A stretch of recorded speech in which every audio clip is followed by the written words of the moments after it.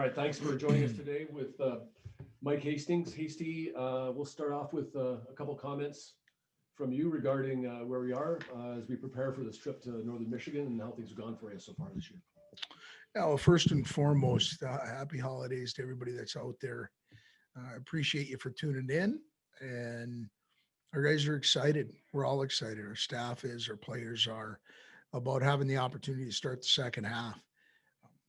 Had some starts and stops over the first half, and hopefully we can string some weekends together here. So, um, we're looking forward to having an opportunity to get to Northern and compete, start league play, which is something that usually we're well into. But right now, um, the importance of the games, I think, can't be overstated because there's just not a lot of them. So we're going to try and start our book of business and write it to a point where at the end of the year we can have an opportunity to move on. So that'll come in its due time. This weekend's really been on our mind for quite a while. So looking forward to the trip. I'll ask the first question. 5 games so far. Normally, you've probably got anywhere from 10 to 12, maybe 15 games so far in Hasty. So you don't normally have such a small sample size to work with. What have you learned about your team so far through the first few months of the season of practicing and playing? Well, some good things.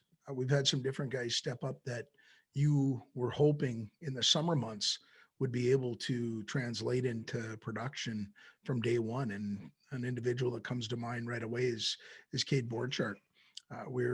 He was recruited to be an offensive guy, somebody that can contribute in special teams. And right now he's been that and a little bit more. He's playing in our top six.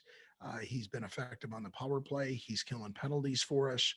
I really like where his game's at. So it's been, I guess, opportunity taken by him, because when we had the guys leave that we've had leave from last year to this year, we needed some guys to step up. He's definitely done that. Second thing is we had some holes back on the blue line that have been filled admirably by a couple of freshmen, and Jake Livingstone and Akito Hiroshi. Akito's running one of our power plays also, as well as killing penalties. Jake Livingstone's killing penalties, has seen a little bit of the special team power play, but definitely playing, really top 4 minutes, both of them from day one for us. So we've liked that. Now, some things that we're concerned about is we haven't been able to get into game shape. And what I mean by that is back to back. I think you saw that against Bemidji, both teams. Friday's game had a lot of pace to it. You saw some guys making plays, breaking people down. Hence, you saw the amount of goals that you saw. The second night, I think both teams were carrying a little bit heavier load. And so we're going to have to continue to work on that so that we can end up playing back-to-back games. And Northern's going to have a step on us a little bit. They're playing right now. And anytime you can play games, I think you're going to progress. So looking forward to the opportunity, because we need to get going and playing games and trying to build our book.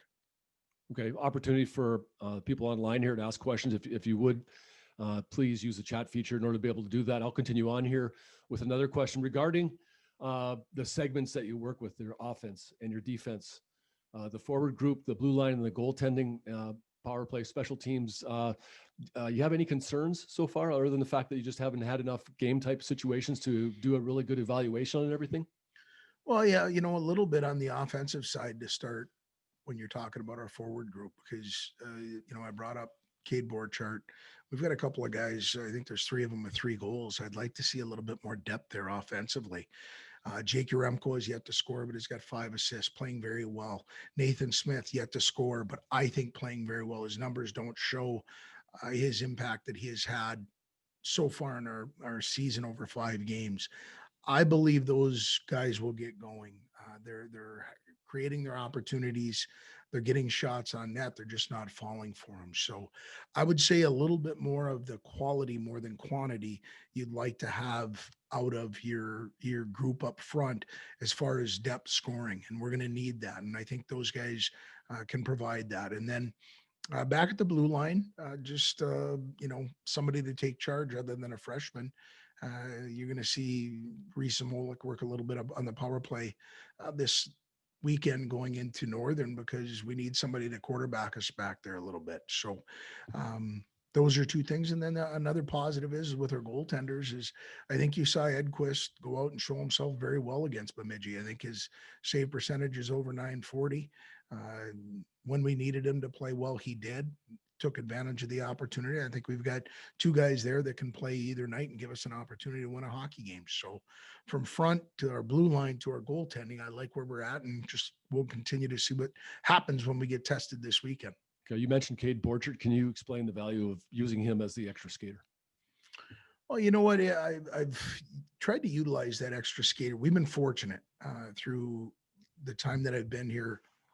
Todd Canada, recruiting coordinator, has given myself an opportunity as a head coach to have some depth with our forward group. And we've used that extra skater as somebody that's a little bit of a widget. He can do anything. He can play in our top six, bottom six.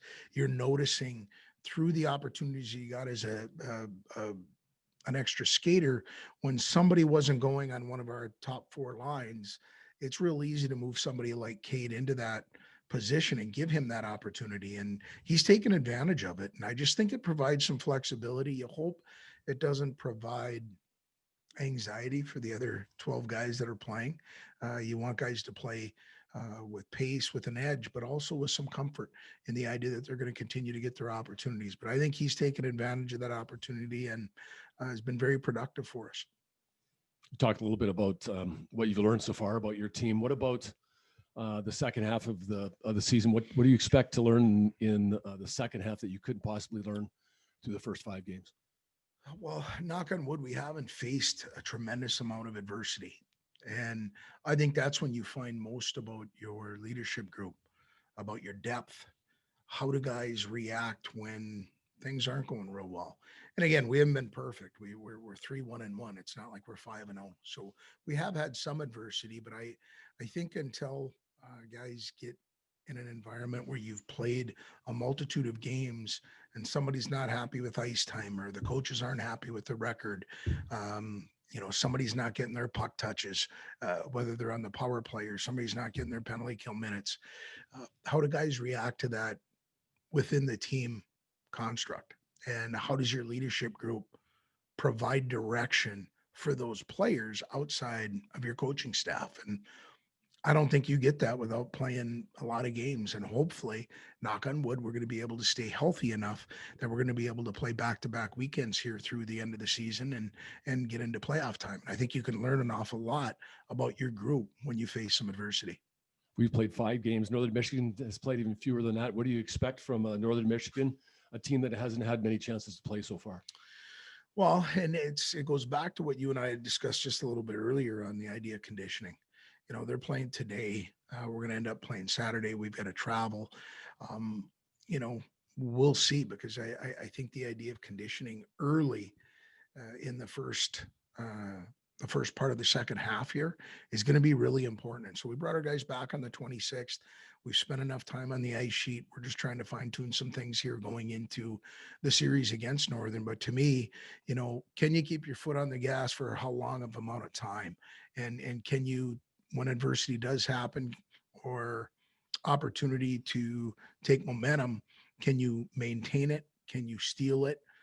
Those types of things. And the only way you find that out is when you're playing games. So I think we'll find out a lot about ourselves here this weekend. We announced last week that or I guess there's almost 2. I'm losing track of time here, Hasty, with how things are going, but we've filled a couple of open dates, a couple of open weekends that we had with games with Alabama Huntsville and Ferris State. And it's going to be a series of games here that your crew's going to have to play. What kind of challenges are you going to face playing all those weekends in a row now over the second half of the season? Year in and year out, we usually have a week off, one in the first half, one in the second half. And again, that's sandwiched on the outside of what Christmas break is. That's all gone. The one thing our guys are tired of doing is practicing, seeing the coaching staff's mugs for an hour and a half a day out in the practice rink. So we're excited about playing games. We'll manage what happens going forward as it comes. And what I mean by that is, once we're playing, if we have gone 2, 3, 4, 5, 6 weekends in a row, we'll have to adjust our practice times to build in a multiple opportunity for days off in a given week. So I hope that's what we're talking about here in the next 6 weeks. PA, that we're talking about how can we build in some rest because we have been able to string so many weeks together. That's our goal. Okay, and then last question comes regarding Dallas Gerads. What are the qualities that make Dallas a good captain for this group? Well, I think one of the first words that comes to mind, and he's learned from others before him, and then I think it also is in my opinion, a family trait because he's been about as grounded as a human being as I've had walk in here as a freshman. He didn't expect anything to be given to him. He's earned everything that he's gotten, but the one word that comes to mind for me is he's selfless.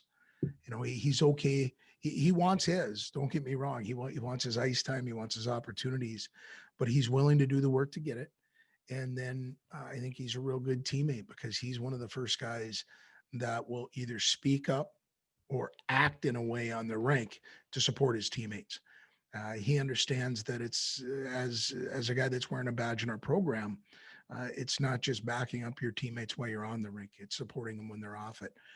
And he's done a real good job of that. He's also a guy that stands and does the work, whether it's in the weight room, in the classroom, at the rink. He puts a honest day's work in. And so, to me, those are qualities that, as a leader, if I'm somebody that's in that locker room, I'm willing to follow him because I know he's got my back and I'm going to have his.